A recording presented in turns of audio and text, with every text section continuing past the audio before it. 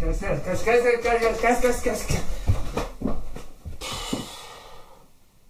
Broken Age Act 2.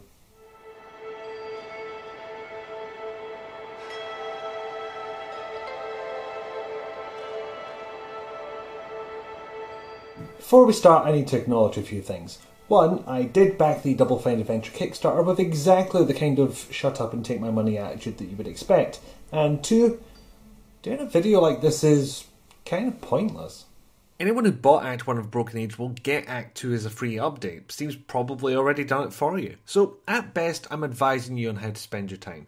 Also, I have to throw the spoiler-free idea out the window, at least where Act 1 is concerned. Otherwise, I won't be able to use any footage whatsoever. I'll give my opinion away now. It's not as good as the first one. It's worth playing, but it peaks somewhere in the middle. If you haven't started playing Broken Age yet, the video I did on Act 1 should be enough to tell you if you want to start playing. And I wish I had that kind of willpower. I would have probably had a better experience if I'd been able to play it in one go. I mean, I sure as hell didn't do it for all the YouTube ad money it got me. The game sometimes assumes you remember things from Act 1. For a lot of us, that was over a year ago. I'd get a recap if you could. Replay it, watch a let's play, whatever's your fancy. Not essential, but it'll help. Okay, spoiler-free bit done. From now on, I'll assume that you've played Act 1 or you don't mind spoilers. Okay? Go. Act 2 picks up from the very second Act 1 ends, with your protagonists finding themselves in each other's domains. Shay in the Badlands, Vela on the Bassa Nostra / Mog Shofra. It's both an interesting narrative touch and the kind of thing that makes people give up on spoiler-free scripts halfway through. You'll be retreading old ground with a new character perspective, and there's even a handful of new areas to explore, and that's a very generous use of the word handful. I think they're limited to Vela's section entirely. Despite having a different character interact with these worlds, it doesn't feel so much like a step forward, it's almost like retreading the same ground. The extra focus on timed puzzles isn't an improvement in my opinion, and some puzzles require you to go back and forth between two areas more than I'd like, erring dangerously close to trial and error. Granted, the game will generally skip the journey for you after you've made the initial trip.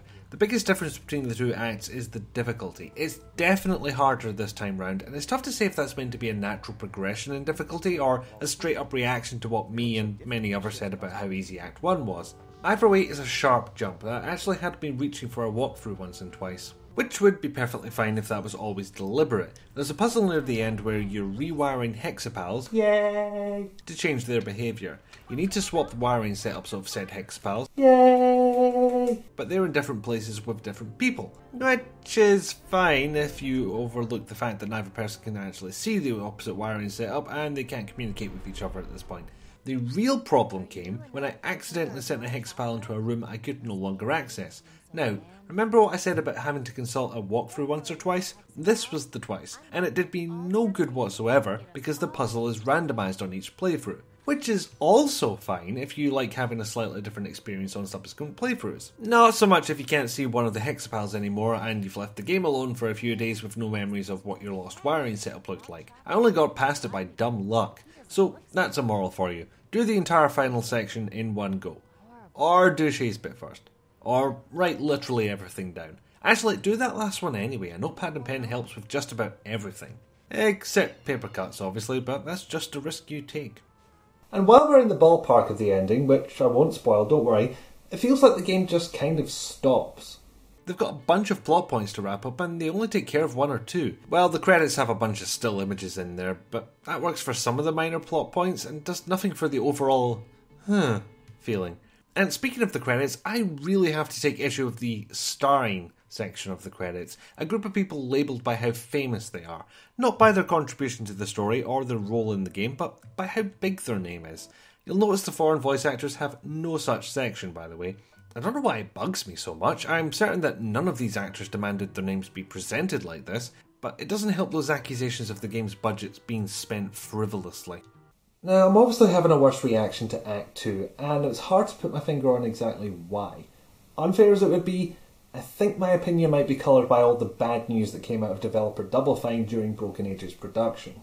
Layoffs, cancellations, renewed money-raising efforts, that hastily retracted embargo of Act 1, none of it should affect my opinion of the game, but it somehow feels like I'd be lying to you if I didn't at least mention it. Further affecting my feelings on the matter was the ongoing documentary by Two Player Productions. Seeing the team's reaction to all this was heartbreaking at times. I've said it before, regardless of how the game turned out, I'm so glad that documentary got made. Not that all the bad news was their fault either. Publisher cancels your game, you'll have cash flow problems. Where's the surprise? So, on the one hand, it's probably not come out exactly as intended. Obvious by the fact it came out in 2 parts. On the other hand, maybe it's a wee miracle it came out at all. I mean, there was something special about Broken Age coming out, right? That wasn't just me. One of the old greats of the industry returning to the genre that made him famous. A new big budget point and click adventure coming out in 2014. Kickstarter showing us what crowdfunding could really do, kind of. And when it was done, you still had something that stood out. We're probably seeing as many point and click games coming out now as there were in the Golden Age, or pretty close to it.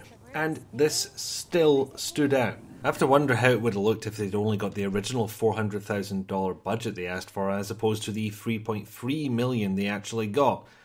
Probably something like Thimbleweed Park, the game kickstarted by Ron Gilbert and Gary Winnick, but that's another story. I'm not going to say Act 2 isn't worth playing, and not in that, oh, you might as well, it's free kind of way. No. As much as pretty much any game is worth playing for some reason or other, your time is valuable. I get that.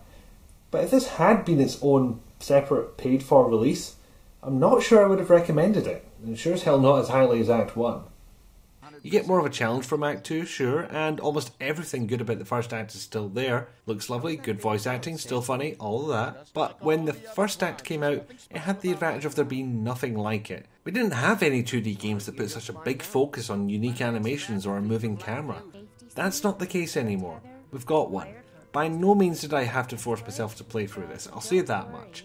There's a stigma attached to, for lack of a better term, sequels that don't live up to the original. Maybe I was expecting the twist from the end of Act 1 to be topped. It wasn't. Would have been pretty hard to do, in fairness.